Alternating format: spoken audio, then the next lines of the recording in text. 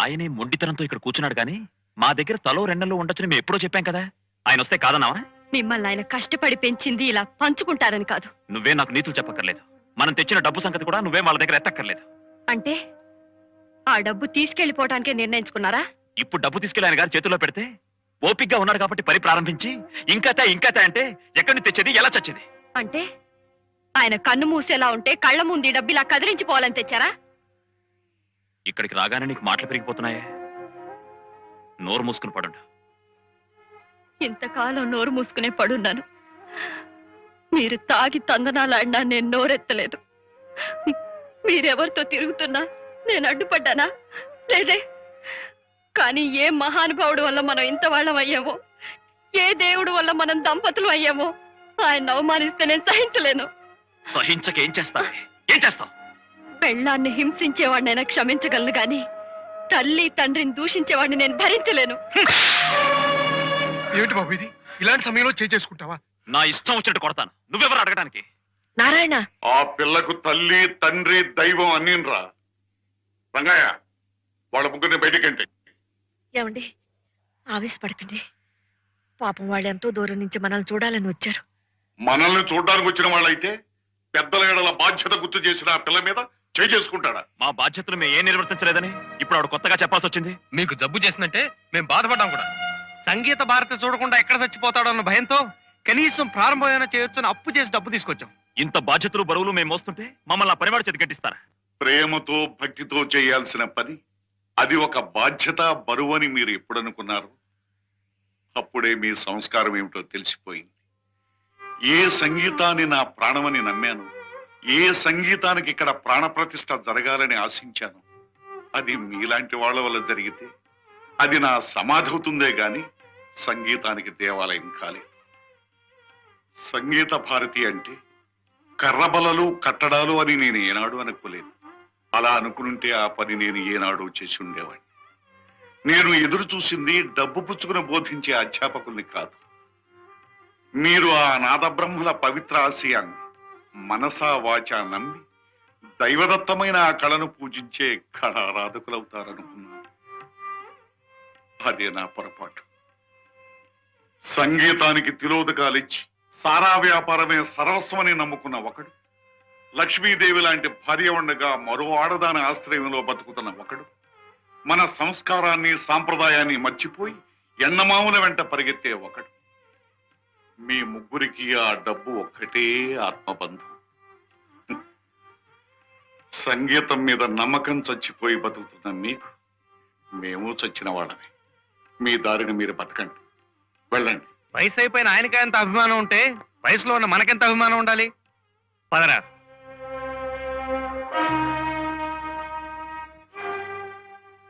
ఏమ్మా, నీ నిర్ణయం కూడా అదేనా? అంతకంటే మరో నిర్ణయం ఏముంది?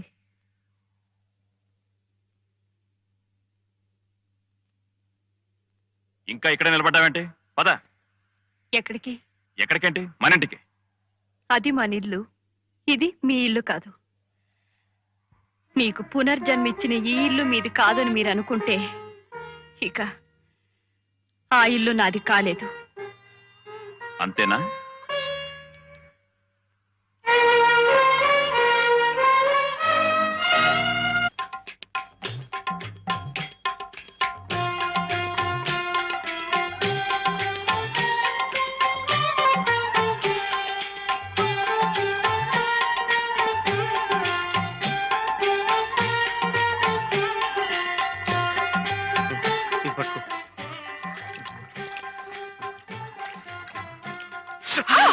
చలే ఏమిటండి మీరు?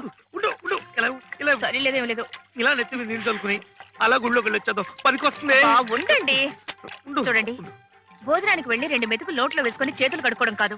కడుపు నిండాలన్నా కడుపు పండాలన్నా కాస్త నిష్టగా ఉండాలండి. అవును బాబు, చెంబుతో పోసుకోండి. చంపుతా.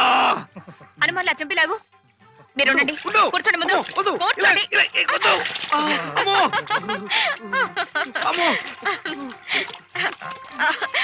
మీరు ముందు పోసుకోండి. ఏమిటండి?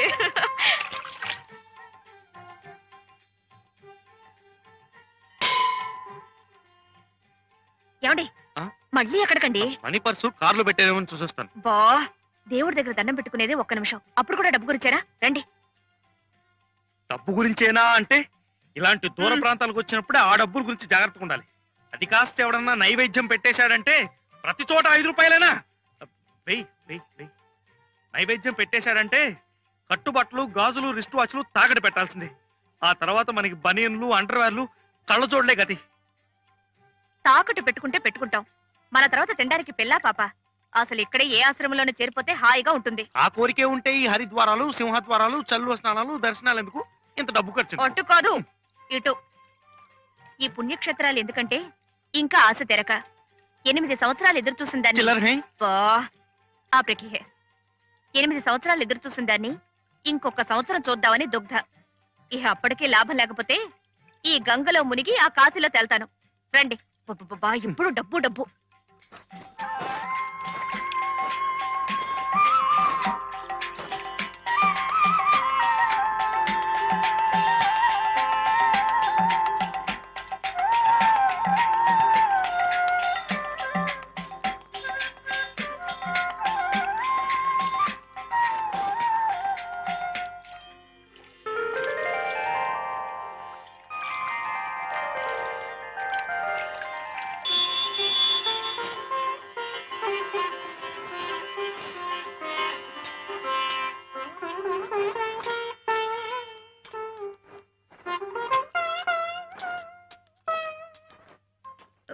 ఎక్కడికండి?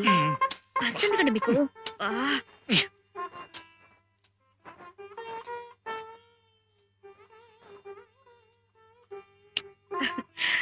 आप बहुत अच्छा डांस किया। आपका नाम क्या है? శ్రీనివాస్ అండి. అమ్మా తెలుగే? చీ చీ చీ చీ. అయితే మన ఆంధ్రుడివే. మన దేవుడు నాన్న. గుంటూరు జిల్లా రేపల్లె తాలూకా పెద్దపల్లూరు గ్రామం. ఈ మూడింటికి 300 ఇచ్చావు చాలు పద. ఆ బాబుకి ఎన్ని వేలిస్తే మాత్రం ఏమిటండి, ఎంత బాగా డాన్స్ చేశాడు. ఆ బాబుని కన్నా తల్లిదండ్రులు. ధన్యులు. పద పద. ఏమిటండి?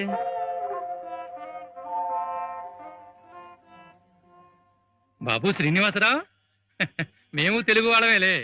ఉత్తర హిందూ దేశ యాత్రలు చేసుకుంటూ ఇలా వచ్చాం. నువ్వేమిటి ఇక్కడ యాత్రకు వచ్చారా? లేదండి, మేము ఇక్కడే ఉంటాం. ఏమిటి ఇక్కడే పుట్టి ఇక్కడే పెరిగి ఇక్కడే ఉంటున్నారా? అవునండి. ఏ ఆధా కేజీ బనావు భాయ్. అరే రే రే, నీకున్న విద్వత్తంతా ఇక్కడ ఇలా గంగపాలు చేసేస్తున్నావా? అక్కడ కృష్ణ, గోదావరి, పెన్న, కావేరీ నదులుండగా అయినా ఇప్పటికీ మించిపోయిందేం లేదులే. ఇద్దరు డబ్బులున్నాయా? ఉన్నాయండి. ఏ మ్యాంగో 1 కేజీ బాంధవ్. నీకు మ్యూజిక్ డైరెక్టర్ కేవీఎం తెలుసా? మామ మహాదేవన్ మోగ మనసులో శంకరాభరణం మ్యూజిక్ కట్టాడు. తెలియదండి, మాకు ఆ సినిమాలు రావు కదా. అయ్యో అదే కదా నా బాధ. ఏం పర్వాలేదు, నేను మామ చాలా సన్నిహితం. ఆయన ఏం హను అంటే నేను ఏం మామ అంటాం. ఫోన్లో హలో హలో అనుకోవటం, నేను స్వరాలు చెప్పటం, ఆయన రాగాలు కట్టడం. ఆయన నేను నీ పాట ఆయన వినిపిస్తాను. బాలు బిజీ అయిపోయాడుగా. ఆయన ఎవరండి? అదే కదా నా బాధ. నువ్వు ఇక్కడ గంగ పక్క నుండి పోయావు, నీకు ఈ విషయాలని తెలియటం లేదు. బాలు అంటే ఎస్పి బాలసుబ్రహ్మణ్యం, మన ఆంధ్రుడే. ఇప్పుడు ఇండియాలో మకుటం లేని చక్రవర్తి ప్లేబ్యాక్ లో. మే ఇద్దరం ఫ్రెండ్స్లే. వాడు నన్ను ఏమిరా హను అంటే నేను ఏమిరా బాలు అంటాం. ఫోన్లో హలో హలో అనుకోవటం, కొట్టుకోవటం, తిట్టుకోవటం, కసురుకోవటం. వాడి మధ్య బిజీ అయిపోయి తెలుగులో పాడలేకపోతున్నాడు. అంచేత నీ చేత పాడిద్దామని. నువ్వు గనక మా అమ్మగారు. తెలుసు. ఏం హనుమాన్లు, బాబుకి ఏదో చెప్తున్నట్టున్నా? ఏం లేదమ్మా. బాబా అమ్మా, నువ్వు ఇంటికెళ్ళు. తాతయ్య నానమ్మ కంగారు పడుతున్నారు. అలాగేనమ్మా. మీ ఊరగాయలు? వద్దు బాబు. అమ్మా, అయితే అప్పటి నుంచి ఇన్ని సంవత్సరాలు ఇక్కడే ఉంటున్నారా అమ్మా? అవును. అక్కర్లేదనుకున్న వాళ్ళకి దగ్గరగా ఉండే కన్నా తెలియని వాళ్ళ మధ్య కలో గంజో తింటూ బతకడం గౌరవం అనుకున్నాం. మావయ్య అత్తయ్యతో ఇక్కడికి వచ్చేసాం. ఆ గంగాభవాని పుణ్యమా అని బాబుకి సంగీతం నేర్చుకునే చక్కటి అవకాశం దొరికింది. నానమ్మా, ఇంతవరకు ఎంత డబ్బు పోగైంది? ఏమిట్రా రోజు అదే ప్రశ్న? ఏ మేమేమైనా తినేస్తున్నామనా? అది కాదు నానమ్మా, డబ్బు సరిపోతే మనం మనూరెళ్ళి సంగీత భారతి మొదలెట్టచ్చు కదా అని. ఓహో అదా. That is your grandfather's department. ఆయన అడుగు. ఎందుకు? బుగ్గ మీద ఇలా టప్పని కొట్టి నవ్వటానికా? అసలు తాతయ్యకి నమ్మకమే లేదు నేను కష్టపడి డబ్బు సంపాదించి సంగీత భారతి కడతానని. సీను రా.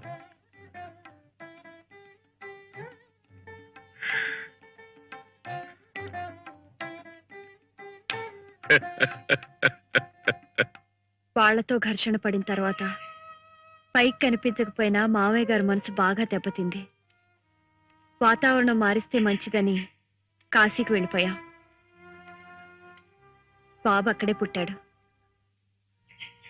ఆ తర్వాత మావయ్య గారి స్నేహితుడు, ఆయనకి కళలంటే చాలా ఇష్టం, ఆయన కనిపించి ఇక్కడికి తీసుకొచ్చేశారు.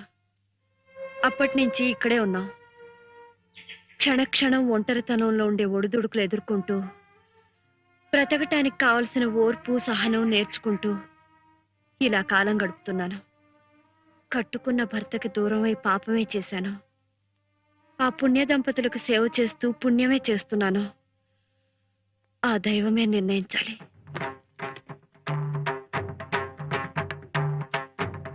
అందరూ ఎలా ఉన్నారు? గిరిజా శంకరం కులాసాగా ఉన్నారా? యాత్రలకు వచ్చినట్టున్నారే, ఒంటరిగా వచ్చారే? వాళ్ళ కులాసా ఏం చెప్పమంటారమ్మా, గంపెడంత డబ్బు ఉందంతే. ఇన్నేళ్లైనా సంతానం కలగలేదని ఆమె బాధ, లక్షకి ఇంకో లక్ష లాభం రాలేదని ఈయన గారి తపన. ఆవిడ గారు పట్టు పెడితే ఇదిగో ఇలా యాత్రలకు వచ్చాం. వాళ్ళతో చెప్పమంటారమ్మా మీరంతా ఇక్కడే ఉన్నారని? వద్దు, ఆ రోజు త్వరలోనే వస్తుంది. అప్పుడు ఎవరు చెప్పకుండా వాళ్ళంతటి వాళ్లే పశ్చాత్తాపంతో వస్తారు.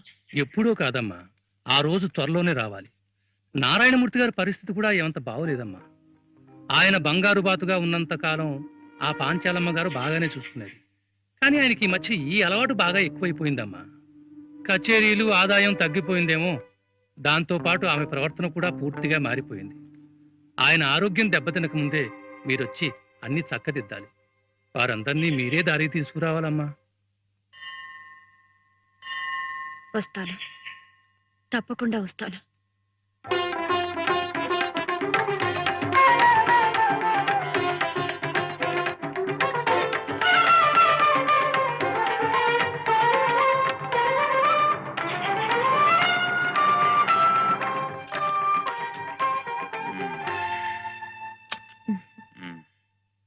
పోనీ నమస్కారం అండి.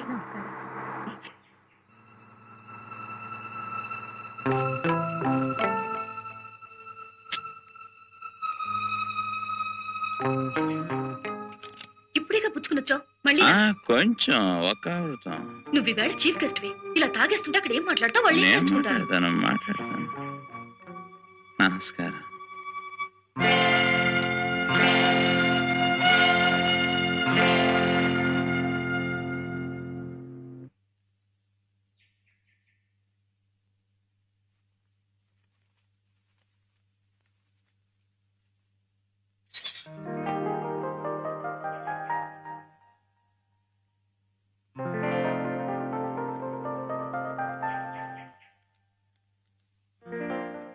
ఇదేనా ఇల్లు? అవునమ్మా, మీరు కోరినట్టుగానే పక్కనే దొరికింది ఇల్లు. ఇంటికి ఆయన పక్క వీధిలోనే ఉన్నాడు. నేను వెళ్ళి తాళాలు తెస్తాను, మీరు లోపలికి పదండి.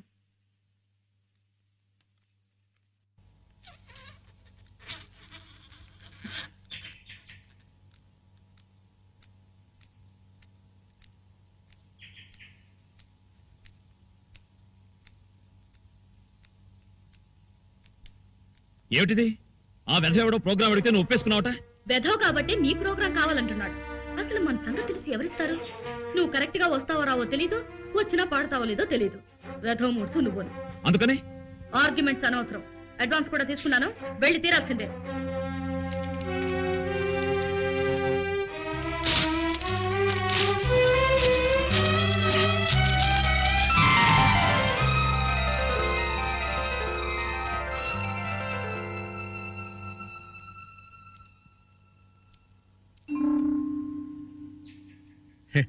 ఇంట్లో ఎవరు ఉండలేదు కదమ్మా, చెత్తా చెదారం అలాగే ఉంటుంది, బాగు చేసుకోవచ్చు. ఇంటి వాళ్ళతో మాట్లాడొచ్చాను, మీరు కూడా ఒకసారి ఇల్లు చూసి ఊ ఏం అంటే. చూడక్కర్లేదు, బాగానే ఉంది. నువ్వు వెళ్ళి బాబుని సామాన్లు తీసుకురా. అలాగేనమ్మా. అందుకే అన్నారు, జనని జన్మభూమిశ్చ స్వర్గాదపి గరీయసి అని. మళ్ళీ ఈ గాలి, ఈ నీరు, ఈ వాతావరణం చూస్తుంటే ఇంకో జన్మెత్తినట్టుగా ఉందయ్యా రంగయ్య. మళ్ళీ ఇక్కడికి రావాలన్న కోరిక కలిగింది. అదే 10,000 బాబు. అంతా నీ మనవరాలు సంకల్పం. ప్రస్తుతం మేమంతా నిమిత్త మాత్రం. కర్త కర్మ క్రియ అంతా సీతే. ఏమిటో ఈ ఏడాది ఎండలు చాలా విపరీతంగా ఉన్నాయి కదా. ఇక్కడ సాయంకాలం నేను రావడానికి లేట్ అవుతుంది. ఓపికంటే మీరు వంట చేయండి, లేకపోతే క్యారేజీ తెప్పించండి. ఓకే?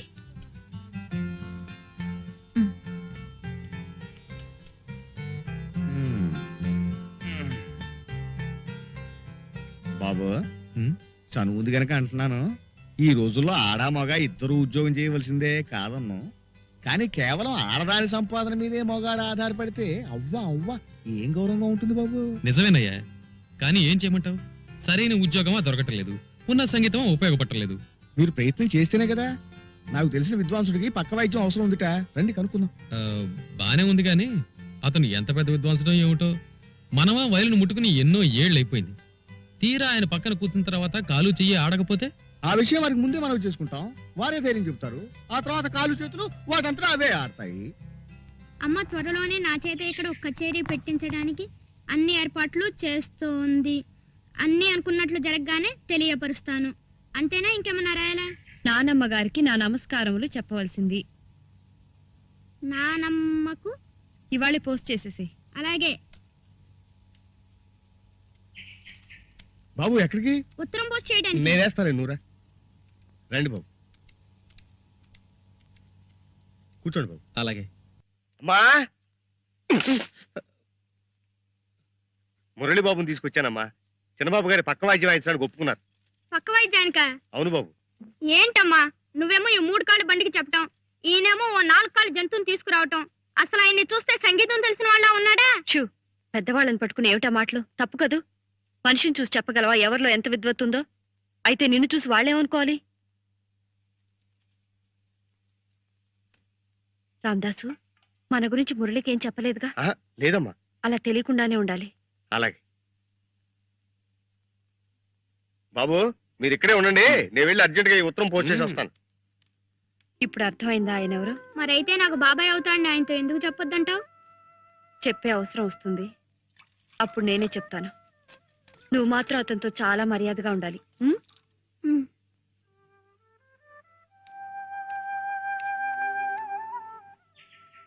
ఎక్కడ బాబు? కాఫీయా? అవునండి. పోస్ట్ ఆఫీస్ చాలా దూరమా? పక్కనేనండి, వచ్చేస్తాడు. కాఫీ బాగుందో? థ్యాంక్స్ అండి. ఒరే బాబు, వెళ్ళరారా. కొట్టుకెళ్ళి ఓ చార్మినార్ ప్యాకెట్, ఒక అగ్గిపెట్టి తీసురా. మిగతా చిల్లర పెట్టి చాక్లెట్లు కొనుక్కో. చాక్లెట్ వద్దండి. అరే పర్వాలేదులే బాయ్. మళ్ళీ ఎక్కడికి? వారికి సిగరెట్ పెట్టి అగ్గిపెట్టి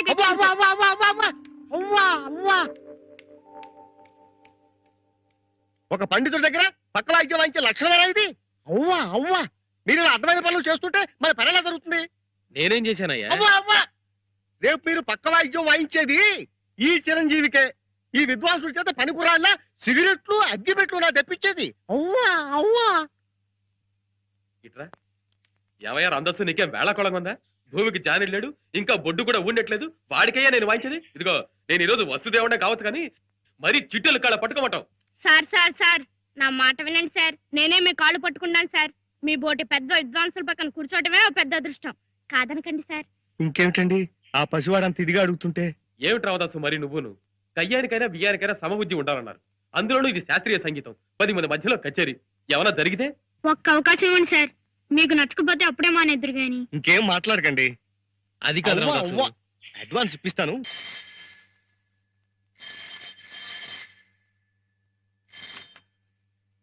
హలో, ఎవరు? పాంచాలమ్మ గారా? నమస్కారం అమ్మా, నేను హనుమాన్లు. నారాయణమూర్తి గారు ఉన్నారా అమ్మా? ఉన్నారు, కొంచెం పిలుస్తాను. వస్తున్నారమ్మా.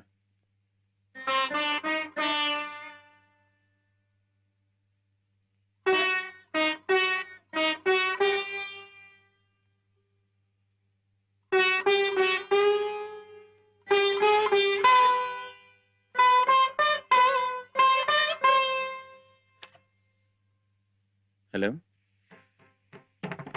హలో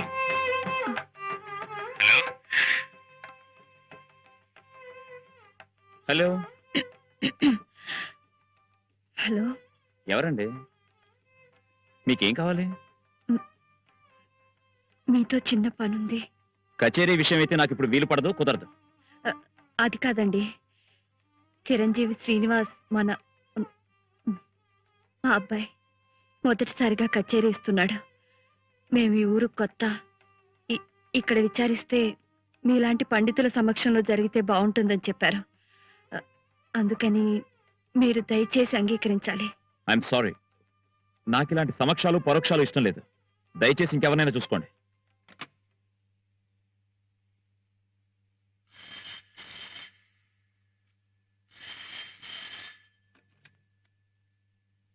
హలో, మిమ్మల్ని విసిగిస్తే క్షమించాలి. ఎక్కడి నుంచో వచ్చి ఆ కుర్రవాడిని అండగా పెట్టుకుని బ్రతుకుతున్న దాన్ని మీరు బాబును ఆశీర్వదించి 10 మందిలో 4 మాటలు చెప్తే వాడికో గుర్తింపు వస్తుంది. మా జీవితాలు గడిచిపోతాయి. హలో హలో హలో, చెప్పండి. దయచేసి కాదనకండి. ఆ, అలాగే. ప్రోగ్రాం ఎక్కడ మాది? ఆహా. ఎప్పుడు? ఓ, వస్తాను. తప్పకుండా వస్తారు కదా? వస్తానంటే వస్తాను. హనుమాన్లు, ఏంటమ్మా? రేపు మినిస్టర్ గారు మన ఇంటికి వస్తున్నారు. ఆ. ఇంకో అరగంట ఆలస్యం వేలా ఉంది. నువ్వు ఇంటికి వెళ్ళి డాడీతో. అది కాదమ్మా, మినిస్టర్ గారి ప్రోగ్రాం ఎల్లుండి పెట్టుకుంటే మంచిది. ఎందుకు? మనం తీర్థయాత్రకి వెళ్ళినప్పుడు ఓ బుజ్జి బాబుని చూసాం, చిరంజీవి శ్రీనివాస్.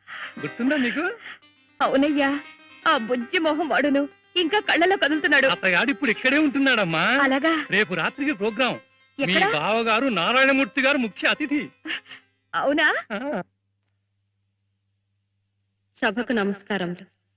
ఈనాడు చిరంజీవి షణ్ముఖ శ్రీనివాస్ కార్యక్రమానికి ముఖ్య అతిథిగా విచ్చేసిన ప్రముఖ సంగీత విద్వాంసులు శ్రీ నారాయణమూర్తి గారికి, వారి సోదరులు ప్రముఖ వాణిజ్యవేత్త శ్రీ శంకరం గారికి మా కృతజ్ఞతలు. కొద్దిసేపట్లో కార్యక్రమం ప్రారంభమవుతుంది.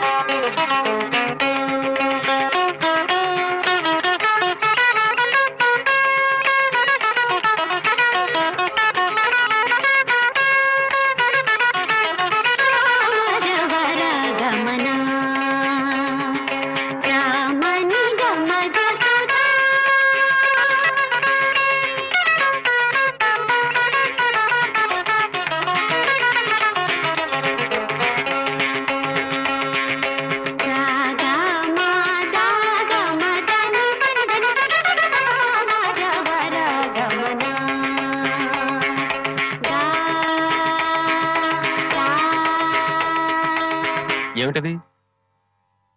కాంతారాన్ని షడ్జమం చేశాను. ఓహో, శుద్ధత వేరు చేసావా? ఆ, సరే కానీ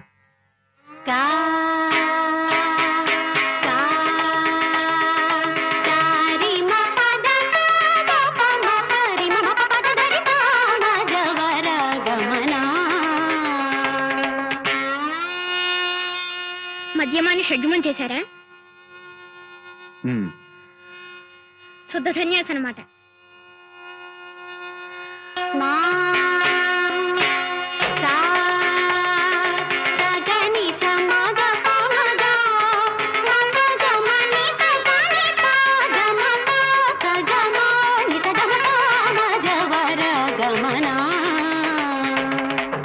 దైవతాన్ని షడ్జమం చేయి. దైవతాన్ని షడ్జమం చేయమంటున్నాడు మా అన్నయ్య. మోహన్ అవుతుంది. ఏం సార్, మోహన్ రాగం వినాలనుందా?